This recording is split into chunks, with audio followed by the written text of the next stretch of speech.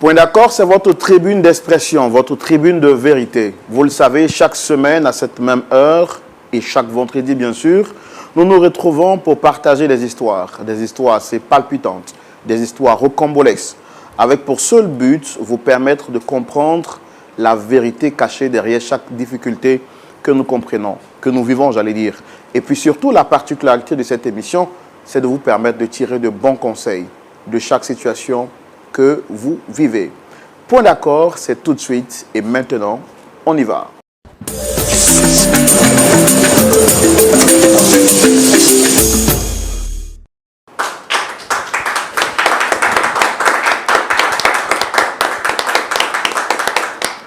Bienvenue chez vous. Nous espérons que vous êtes bien installés. Nous sommes très contents de vous retrouver en cette nouvelle semaine.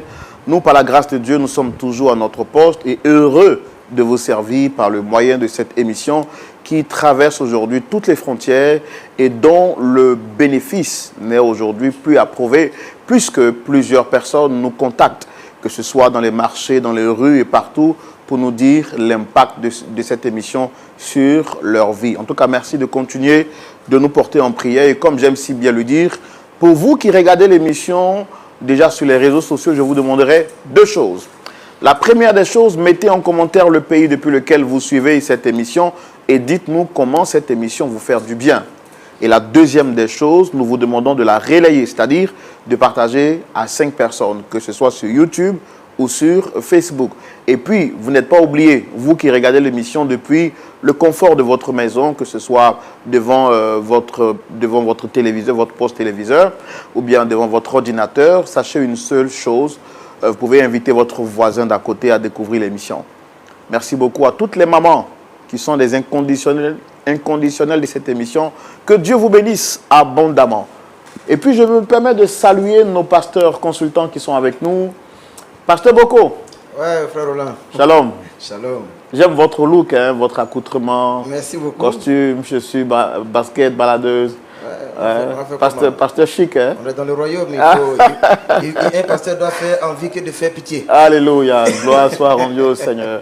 Et pasteur Aye Toli, malgré l'âge, il reste toujours connecté aussi. Shalom, pasteur. Shalom, Roland. Vous allez bien? Par la grâce de Dieu. Content de vous retrouver en cette semaine. Merci, moi aussi. Oui. En tout cas, quelqu'un m'a dit, pasteur Aye Toli, il parle doucement, mais ses conseils sont percutants. La gloire à Dieu. La gloire à Dieu. J'aime bien quand vous faites ça. La gloire à Dieu. Alors, aujourd'hui, nous allons encore recevoir d'autres personnes pour écouter leur histoire et voir comment est-ce qu'on peut les aider. Surtout les aider. Surtout les aider. Merci beaucoup. Est-ce qu'on peut recevoir notre premier visiteur? C'est une dame? On peut la recevoir? Pasteur Boko? Oui. Oui. Ok. Nous allons recevoir Dame Yolande sous vos applaudissements, très cher public. Aidez-nous à recevoir Dame Yolande sur ce plateau. Shalom, monsieur Roland. Shalom, vous allez bien?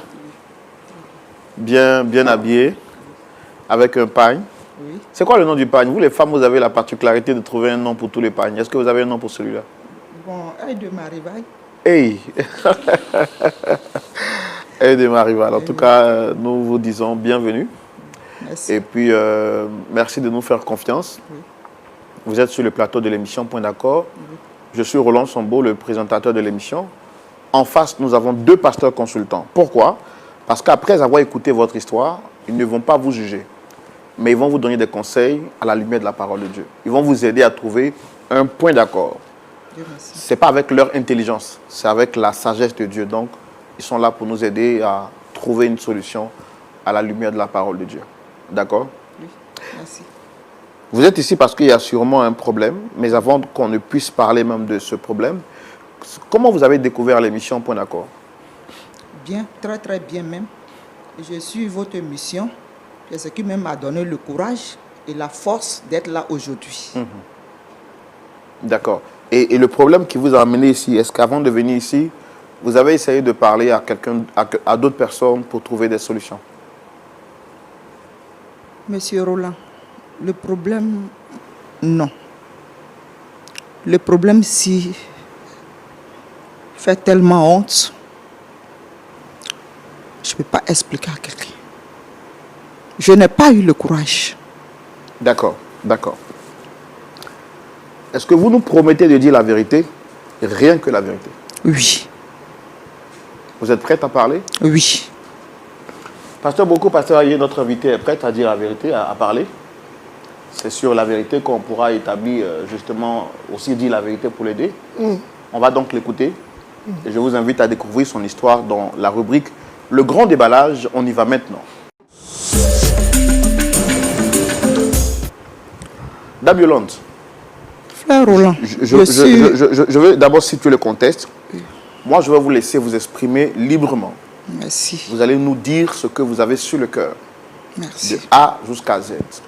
Par moment, si je ne comprends pas, permettez-moi de vous interrompre pour poser quelques questions, Il n'y a pas de problème. pour que cela soit bien compris par le pasteur. Ok. Est-ce qu'on est clair? Oui. Donc, je vous donne la parole.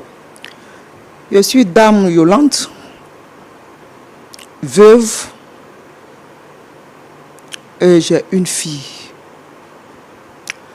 Après le décès de mon mari, mon époux, j'ai cotisé mes petites économies. J'ai fait partir ma fille, ma seule fille, à l'étranger pour aller étudier. Et je suis restée seule. De la façon que mon mari est décédé, ça m'a traumatisée. Je suis restée seule longtemps. Ça fait que les arbres qui sont dans la cour ont commencé à fleurir. Les herbes. Bien que je vivais seule, je suis allée voir une agence. Je dis, je veux un jardinier qui peut venir matin, nettoyer ma cour et balayer. Dieu merci, l'agence m'a donné un frère qui est très gentil, respectueux. Et il faisait son travail sans problème.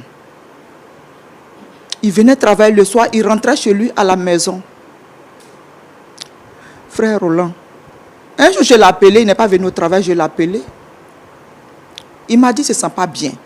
Que la maison, là où il est, quand il pleut, l'eau coule chez lui. Je lui ai dit, chez moi est grand. À côté même, il y a des chambres indépendantes, personne est dedans. Après ta santé, si ça va, viens. Et il est venu, après sa santé, il est venu me voir. Frère Roland, en vivant seul dans ma maison, et je lui ai donné cette petite chambre-là pour qu'il reste dedans.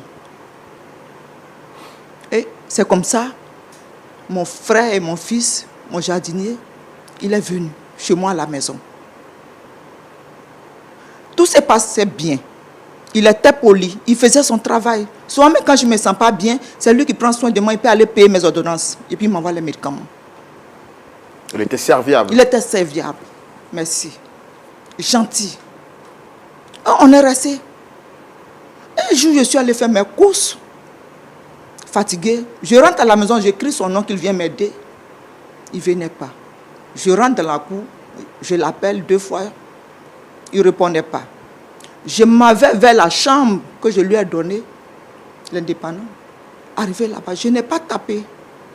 Je suis rentré, M. Roland. Et il était couché, il dormait, il était nu. Le micro, comment? Il était couché et il était presque nu. Il était presque Nu. Hmm. Vraiment, il y a eu un choc, il a tiqué et puis j'ai refermé la porte. Et il a entendu brûler la porte, il s'est réveillé. Il s'est habillé, il est venu vers moi. Maman, tu m'appelais? J'ai dit oui, comme je suis rentrée avec les bagages, je t'appelais. Comme tu n'as pas répondu, je suis venu vers ta chambre. Excuse-moi d'avoir rentré. Sans frapper. Il dit non, maman, c'est rien. Depuis ce temps,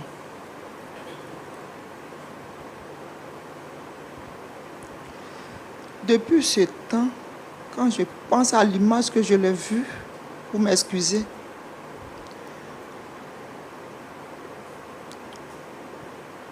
j'ai commencé à l'aimer. Rapprochez le micro, vous avez dit? J'ai commencé à l'aimer. Depuis ce temps? Depuis ce temps, mais je ne lui ai pas dit. Et un jour, je ne pouvais pas, je l'ai appelé. J'ai dit vraiment, tu vas m'excuser. Mais depuis la dernière fois où je t'ai vu, j'ai commencé à avoir les sentiments pour toi. Mais mon âge a avancé.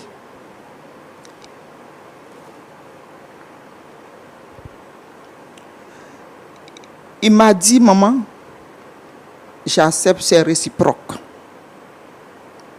Vraiment, j'ai honte. J'ai honte.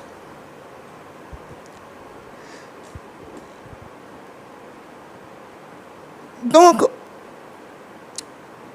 on est restés ensemble pendant 1 an.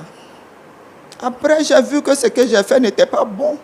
Donc vous avez commencé à entretenir, J'ai commencé à entretenir une relation avec lui. Oui, une relation avec lui. Jusqu'à 1 an.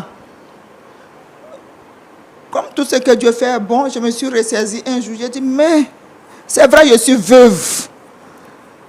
Même quand mon mari est parti, je porte toujours l'alliance. Mais vraiment, je ne peux pas rester avec le jeune. Il est bon, il est serviable, il est gentil. Mais je suis beaucoup âgé que lui. C'est comme ça. C'est comme ça. Je l'ai appelé. Je lui ai dit, cette réaction, on n'a qu'à arrêter. Parce que c'est pas bon. Et il m'a dit, il ne veut pas. Je lui ai dit, j'ai ma fille. Ma fille à l'étranger. Elle a fini ses études. Elle travaille, mais elle n'a pas de mari. Je te mets en contact avec ma fille. Si elle veut que tu l'aies aimée, tu peux rester avec elle. Il dit, maman, il n'y a pas de problème. Tu m'as trop aidé. C'est comme ça que je le mets en contact avec ma fille. Les deux ont commencé à causer en distance. Ça fait 2 ans qu'il cause avec ma fille. Maintenant,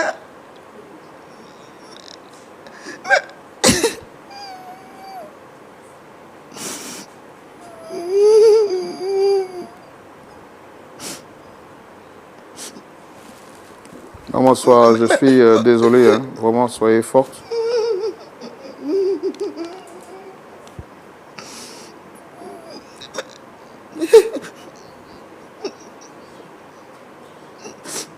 Et ça fait 2 ans qu'il parle avec votre fille. Il parle avec ma fille. Ma fille, il a aimé ma fille. Maintenant, quand elle est dans la maison là-bas, quand je le vois, quand lui-même aussi me voit,